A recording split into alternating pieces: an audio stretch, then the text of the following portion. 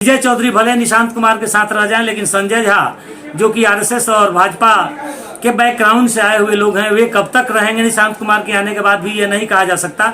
लेकिन निश्चित रूप से अब जदयू के पूर्ण रूप से समाप्त होने की संभावना अगर निशांत आते हैं तो समाप्त हो जाएगी। लेकिन कर्पूरी जी की पुण्यतिथि पर होने वाले कार्यक्रम में भी मुख्यमंत्री नीतीश कुमार ने कहा था कि मैं कर्पूरी जी के राह का राही हूँ। जिस तरह कर्पूरी जी ने अपने जीवन काल में अपने बेटे को राजनीति में नहीं आने दिया, मैं भी उसी राह का राही हूँ और उसी रास्ते पर चलूंगा। नमस्कार, आप देख रहे हैं अब तक बिहार न्यूज। आज हमारे साथ वरीय अधिवक्ता और राजद के प्रदेश महासचिव डॉक्टर विनोद प्रसाद यादव जी हैं। सर, सबसे पहले आपको अब तक बिहार न्यूज में स्वागत है। धन्यवाद। सर, बिहार के सियासी गलियारे में निशांत कुमार की चर्चा हो रही थी। विपक्षी पार्टियां, महागठबंधन घटक दल जो हैं, वो कह रहे थे कि जदयू अब टूट जाएगा, अस्त व्यस्त हो जाएगा। लेकिन नीतीश कुमार ने तो बेटा को एंट्री देने वाले हैं, अभी हुआ नहीं है, औपचारिकता बाकी है। क्या कहेंगे? ये तो गजब का कार्ड खेल दिए नीतीश कुमार।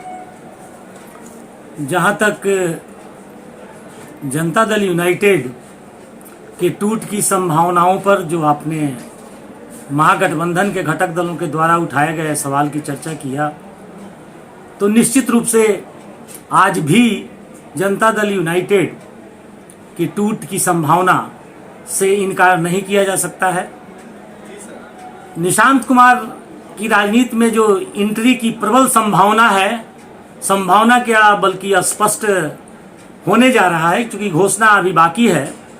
उस घोषणा से, निशांत के राजनीति में एंट्री की घोषणा से निश्चित रूप से जनता दल यूनाइटेड के जो क्षरण की प्रक्रिया बहुत जल्द शुरू होने वाली थी, एक बड़ा घटक जो कि जेडीयू के मंत्री या कार्यकारी राष्ट्रीय अध्यक्ष भाजपा के पाले में रह के काम कर रहे थे, वैसी स्थिति में इस बात की संभावना व्यक्त की जा रही थी और आज भी वो संभावना बनी हुई है। लेकिन निशांत कुमार के राजनीति में एंट्री से निश्चित रूप से नीतीश कुमार का एक उत्तराधिकारी मिलेगा और नीतीश कुमार के उत्तराधिकारी का जो नीतीश कुमार के साथ के लोग हैं, चाहे वे विजय चौधरी हों, संजय झा हों या अशोक चौधरी हों, ये लोग उनको राजनीति में लाकर उनके माध्यम से अपनी राजनीति को जिंदा रखने का प्रयास करेंगे।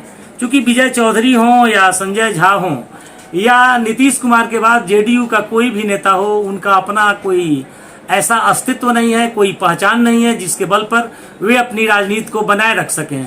उनके लिए आवश्यक था कि या तो जेडीयू की टूट की स्थिति में वे भाजपा में चले जाएं, मोदी की गोद में जाकर खेलें, या फिर दूसरी संभावना कि जेडीयू को किसी तरह बचाया जाए और तब निशांत कुमार के कंधे पर उनके साथ होकर अपनी राजनीति को बिहार में बचाए रखा जाए। यही दो विकल्पों में से एक था।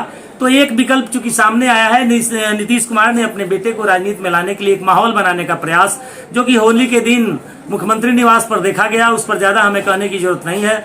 उससे स्पष्ट है कि जिस तरह निशांत कुमार ने एक और संजय झा और दूसरी ओर विजय चौधरी के कंधे पर एक दोस्त के रूप में हाथ रख के जो फोटोग्राफी सामने आया, उससे स्पष्ट है कि ये दोनों लोग निशांत कुमार का बैसाखी बनकर या उनको राजनीति में लाकर अपनी राजनीति को चलाने की कोशिश करेंगे। विजय चौधरी भले निशांत कुमार के साथ रह जाएं, लेकिन संजय झा जो कि आरएसएस और भाजपा के बैकग्राउंड से आए हुए लोग हैं, वे कब तक रहेंगे निशांत कुमार के आने के बाद भी ये नहीं कहा जा सकता। लेकिन निश्चित रूप से अब जदयू के पूर्ण रूप से समाप्त होने की संभावना अगर निशांत आते हैं तो समाप्त हो जाएगी। लेकिन चर्चा का विषय ये है कि वो नीतीश कुमार जो कि आजीवन परिवारवाद का विरोध करते रहे, बिहार के 20 वर्षों के शासन में जंगल राज की चर्चा और परिवारवाद की चर्चा, लालू परिवार की चर्चा, वंशवाद की चर्चा करके जो आदमी 20 वर्षों तक राजनीति करता रहा, न सिर्फ 20 वर्षों तक यहाँ बल्कि कर्पूरी जी की पुण्यतिथि पर होने वाले कार्यक्रम में भी मुख्यमंत्री नीतीश कुमार ने कहा था कि मैं कर्पूरी जी के राह का राही हूँ। जिस तरह कर्पूरी जी ने अपने जीवन काल में अपने बेटे को राजनीति में नहीं आने दिया, मैं भी उसी राह का राही हूँ और उसी रास्ते पर चलूंगा, जिसमें कर्पूरी जी के लिए भारत रत्न की मांग की गई थी और उन्हें भारत रत्न से केंद्र सरकार ने सुशोभित किया। उस दिन भी नीतीश कुमार ने यही कहा जो आम लोगों के मानस पर छाया हुआ है। तो नीतीश कुमार का ये दोहरा चरित्र सामने आ रहा है। वैसे नैतिकता की बात या सैद्धांतिक प्रतिबद्धता की बात नीतीश कुमार में कभी नहीं रही है।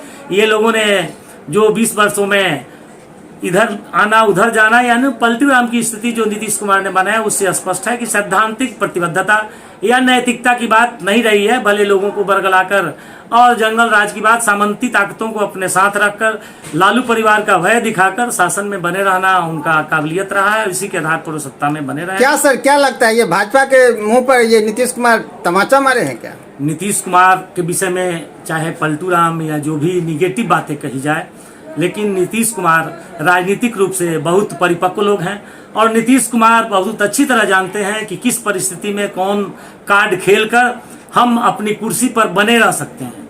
इसलिए अगर यह बात आप समझते हैं तो नीतीश कुमार का अंतिम समय में यह कार्ड खेलना, अपने पुत्र को राजनीति में लाकर जेडीयू का जो वोट बैंक है उसको बचाकर अपनी राजनीति को बचाए रखना उनकी चाहत है और इसी उद्देश्य से हुआ है। और यह कार्ड नीतीश कुमार ने खेला है, क्योंकि भाजपा के द्वारा जो भी अपने मुख्यमंत्री को 2025 के बाद बिहार में लाने की जो कोशिश हो रही है उस कोशिश को नाकाम करने के प्रयास में नीतीश कुमार का यह एक ट्रम्प का एक्का है, जो कि आने वाले दिनों में आप देखेंगे, बिहार की जनता देखेगी, पूरा देश देखेगा। अच्छा सर, ये बताइए, ये नीतीश कुमार है, यही नीतीश कुमार है जिन्होंने बार बार कहते हैं कि लालू यादव ने क्या किया? वो तो अपना परिवार को बढ़ाया, बेटा को बढ़ाया, पत्नी को मुख्यमंत्री बना दिया, फिर अपने बेटा को कैसे लाएंगे राजनीति में?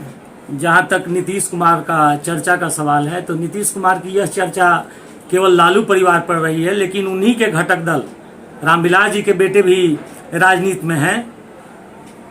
जो अन्य भाजपा के जो नेता हैं उनमें अधिकतर दर्जनों ऐसे हैं जो कि राजनेताओं के ही पुत्र हैं और उन पर भी वंशवाद का फॉर्मूला लागू होता है, लेकिन उधर आंख मूंद लेते हैं। नीतीश कुमार सिर्फ एक और देखते हैं, जब उनको भाजपा में रहना होगा तो उनका हमला राजद पर होता है और जब राजद के साथ रहना होता है तो वे भाजपा की ओर देख कर कहते हैं कि मर जाऊंगा मिट जाऊंगा लेकिन भाजपा में नहीं जाऊंगा। ये लोग ये है वो है, तो ये नीतीश कुमार की नीति रही है, नैतिकता। क्या लगता है इस कदम से भाजपा में बेचैनी बढ़ेगी क्या? निश्चित रूप से भाजपा की बेचैनी बढ़ेगी, क्योंकि भाजपा का एकमात्र उद्देश्य है कि 2025 के चुनाव के बाद भाजपा का ही कोई व्यक्ति मुख्यमंत्री की कुर्सी पर बिहार में बैठे, अगर एनडीए सत्ता में चुनाव जीत कर आता है तो। अगर ऐसा होने के बाद नीतीश कुमार के पास यह कार्ड ऑलवेज अवेलेबल रहेगा कि अगर भाजपा उन्हें मुख्यमंत्री नहीं बनाती है तो वे फिर पलटी मार सकते हैं।